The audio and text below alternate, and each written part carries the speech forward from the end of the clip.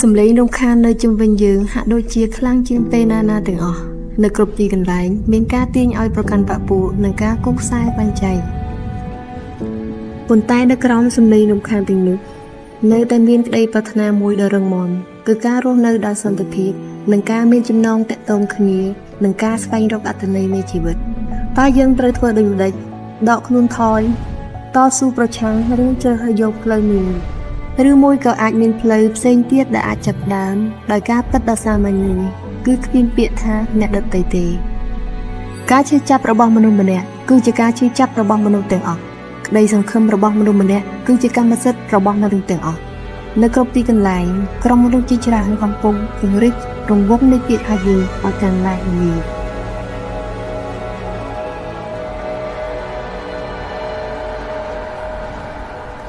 Nhưng mình ai đăng tê tha tới thua vây lại, lụt ra tên nét tên tha cứ chia này buôn này sạch riêng, hai cái vô đăng là si chấm ra đại tụi bạn bị bể bảo lá, cứ tha dân cứ chia này mùi này phiếp chặt tôm này một chiều. Riêng ra tham mây mùi cầm pung lịch tranh chỉ rục riêng, đòi xem đòi ca ọt thốt, đòi ca rục riêng.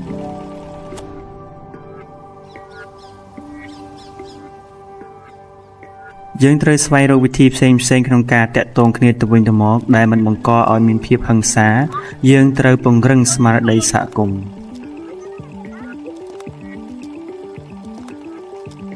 មនុស្សកំពុងរៀនសូត្រដើម្បីឈានទៅមុខក្នុងជីវិតមិនមែនក្នុងនាមជាបុគ្គលឯកោនិងគ្មានអំណាចចំពោះមុខបញ្ហានានាជំរុញជួនឡើយផ្ទុយទៅវិញពួកគេកំពុងធ្វើសកម្មភាពរួមគ្នា នៅកណ្ដាលការអត់បង់ទ្រព្យសម្បត្តិនិងផ្លូវចិត្តយើងក៏បានឃើញនៅអ្វីមួយដ៏ភ្លឺស្វាងផងដែរវិបត្តិនេះបានធ្វើឲ្យមនុស្សជាច្រើនទុកទម្លាប់នៃការគិតតែពីខ្លួនឯងមួយឡែកហើយបានបង្ហាញពីសមត្ថភាពរបស់យើងក្នុងការជួយគ្នាទៅវិញទៅមកឲ្យស្មោះត្រង់ វិជាការងារមួយក្នុងការសន្មតថាក្រុមហ៊ុនតារាយនឹងនាំមកនៅការគិតពីប្រយោជន៍ដល់ខ្លួនប៉ុន្តែបានឃើញផ្ទុយពីនេះភាពសប្បុរសធម៌មាននៅគ្រប់ទីកន្លែងហើយវាបានផ្ដល់ក្តីសង្ឃឹមយ៉ាងខ្លាំងដល់ពួកយើង អ្វីដែលលេចឡើងក្នុងគ្រាលំបាកគឺជាស្មារតីនៃការបម្រើដូចគ្នាដែលបានចាក់ឫសនៅក្នុងជីវិតប្រចាំថ្ងៃគឺជាទម្លាប់នៃការរៀនបម្រើជាមួយគ្នាយុវជនម្នាក់បម្រើឆ្លុះបញ្ចាំងនិងសិក្សានាំយកស្មារតីនោះទៅគ្រប់ផ្នែកនៃជីវិតអ្វីដែលធ្វើឲ្យយុវជនខុសពីវ័យផ្សេងទៀតនៃជីវិតគឺភាពក្លាហានភាពបត់បែននិងធម៌ពលរបស់ពួកគេរួមជាមួយនឹងភាពស្វាហាប់ក្នុងការបង្កើតការផ្លាស់ប្ដូរសង្គម ការអប់រំគឺជាមធ្យោបាយដើម្បីរៀនអំពីរបៀបធ្វើខ្លួនឲ្យថ្លៃថ្នូរសុភាពរាបសារវាបង្រៀនយើងឲ្យក្លាយទៅជាអ្នកអនុវត្តសន្តិភាពតាមរយៈចំណេះដឹងការយល់ចិត្តនិងការទុកចិត្ត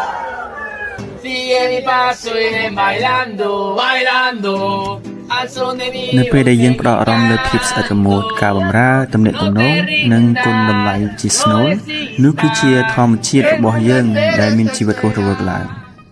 សម្រាប់យុវជនទាំងនេះអាជីពរបស់ពួកគេคล้ายជាវិស័យនៃការបម្រើដែលពួកគេចាត់ទុកជាសាសនិងសាសនាជាមធ្យោបាយពីរដែលស្របគ្នាក្នុងការស្វែងរកចំណេះដឹងនៅពេលដែលយើងទទួលស្គាល់ថាមនុស្សមានទាំងផ្នែកសម្ភារៈនិងស្មារតីហើយថាសុខភាពប៉ះពាល់ទៅដល់ទិដ្ឋភាពទាំងពីរនេះយើងចាប់ផ្ដើមមើលឃើញវិធីថ្មីៗក្នុងការដោះស្រាយបញ្ហាប្រឈមទៅក្នុងអាជីពរបស់យើង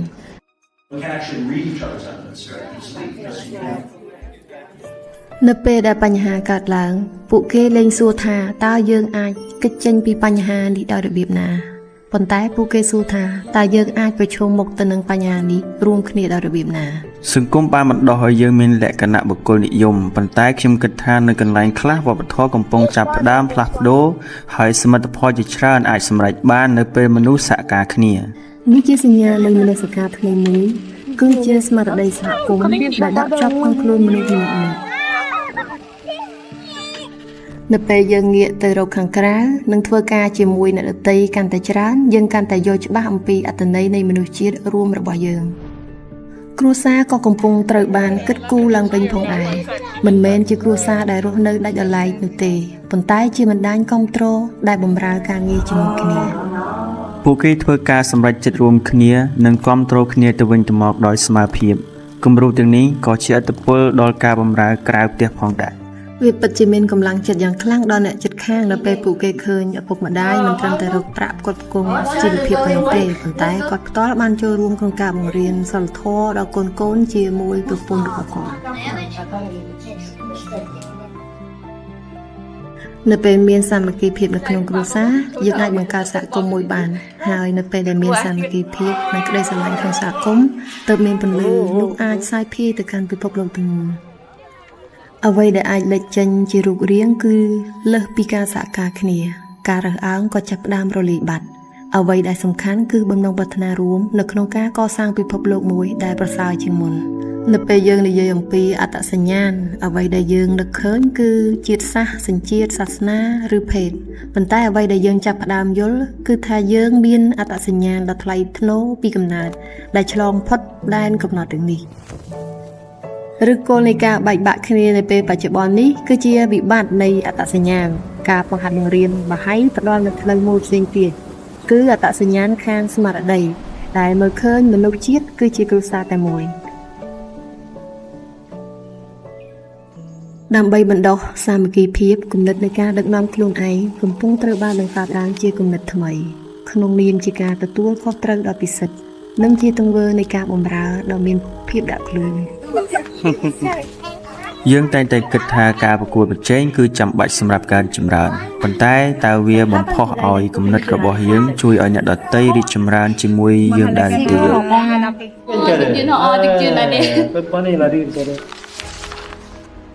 វេទិកានេះសម្រាប់ពួកយើងដើម្បីពិចារណានិងវិភាគសាយ៉ាងស៊ីជម្រៅអំពីការអភិវឌ្ឍភូមិរបស់យើងទាំងស្មារតីនិងសម្ភារៈ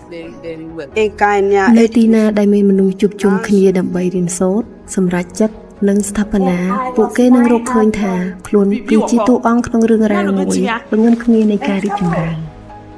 ការបដិញ្ញាចិត្តរបស់សហគមន៍បាហៃចំពោះសមភាព gender និងយុត្តិធម៌គឺចាក់ឫសនៅក្នុងជំនឿដែលថាមនុស្សគ្រប់រូប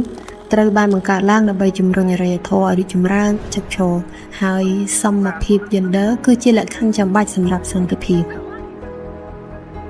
ស្ត្រីមួយចំនួនមានបំណងចង់ជួយយ៉ាងខ្លាំងហើយពួកគេបាននិយាយថាពួកគេនឹងធ្វើអ្វីគ្រប់យ៉ាងតាមដែលអាចធ្វើទៅបានដើម្បីឲ្យមានការបង្កើតនៅវិទ្យាល័យនៅក្នុងភូមិគម្រោងនេះបានបំផុសគំនិតមនុស្សជាច្រើនឲ្យចាប់ផ្ដើមប្រើប្រាស់ដីឡើងវិញនិងស្វែងរកក្តីរីករាយក្នុងការដាំដំណាំម្ដងទៀត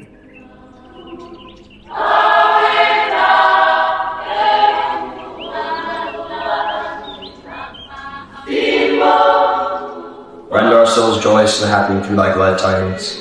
O Lord.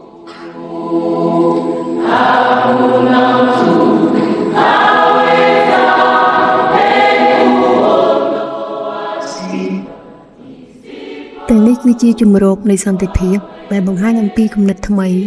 នៃជីវិតដែលមនុស្សកំពុងរៀនសូត្រតាមរយៈកិច្ចសហប្រតិបត្តិគ្នា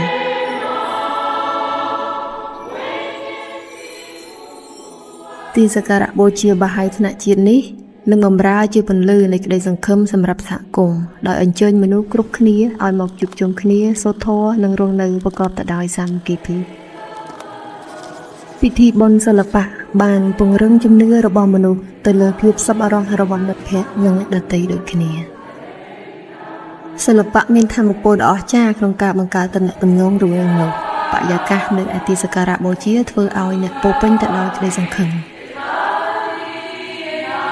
ការកសាងជំរកទាំងនេះនឹងត្រូវការខិតខំប្រឹងប្រែងពីមនុស្សជាច្រើនជំនាន់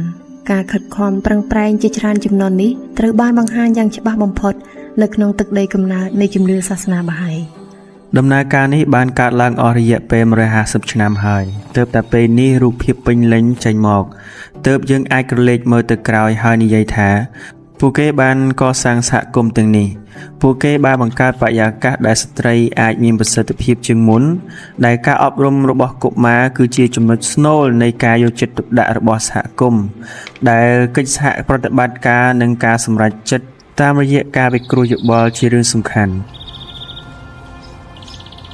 ដើម្បីបណ្ដុះគំរូទាំងនេះតម្រូវឲ្យមានលើសពីផែនការឬកម្មវិធីនានាទៅទៀតវាចាប់ផ្ដើមចេញពីក្នុងបេះដូង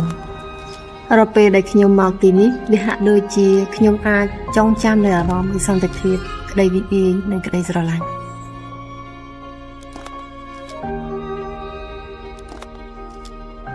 នៅពេលដែលយើងសម្លឹងមើលទៅអ្នកដទៃហើយមើលឃើញថាគ្មាននរណាម្នាក់ជាជនប្លែកមុខ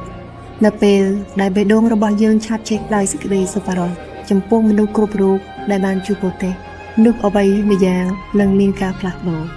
ប្រសិនបើមានក្តីរីករាយក៏មានក្តីសង្ឃឹមដែរក្តីសង្ឃឹមអាចជួយឲ្យយើងរកឃើញក្តីរីករាយនេះគឺជាភាពស្រស់ស្អាតនៃទីកន្លែងនេះគឺភាពចម្រុះនៃមនុស្សជាតិដែលមកជុំគ្នាដើម្បីនាំមនុស្សឲ្យមូលមតិគ្នាដើម្បីសន្តិភាព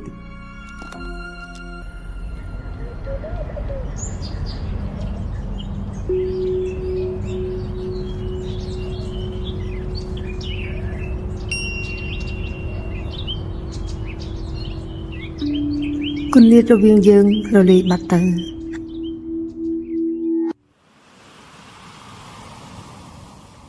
ហើយនៅលើទឹកដីដដែលដែលធ្លាប់មានភាពខុសគ្នា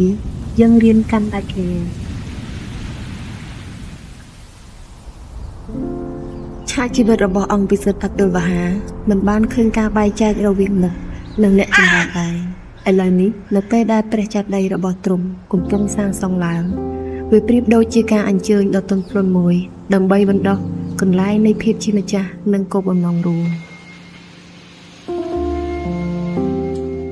យើងមានជនជាតិឈ្វីសអារ៉ាប់មូស្លីមអារ៉ាប់គ្រីស្ទសាសនិកជនជាតិទ្រូសយើងទាំងអស់គ្នាបានមកនៅក្រោមដំបូលតែមួយនិងធ្វើការដោយសុខដុមរមនានៅបង្កើតបរិយាកាសមួយមិនត្រឹមតែផ្ដល់អំណាចដល់ខ្លួនរបស់ពួកគេក្នុងទំនាក់ទំនងប៉ុណ្ណោះទេប៉ុន្តែថែមទាំងបង្កើតចក្ខុវិស័យសាមគ្គីភាពមួយនោះគឺជាព្រះចេតិយផ្ទាល់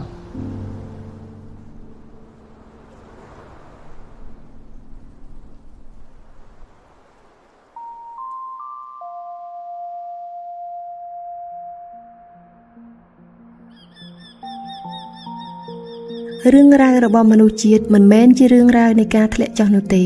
ប៉ុន្តែជាការភ្ញាក់រលឹកនិងការពេញវ័យតាមរយៈរាល់សកម្មភាពនៃការបម្រើរាល់កាយវិការនៃការយល់ដឹងសាមគ្គីភាពនៃមនុស្សជាតិកាន់តែលេចច្បាស់ឡើងច្បាស់ឡើង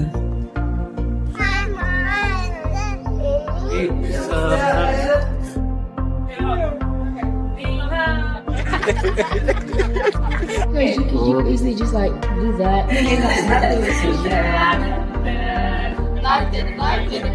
What?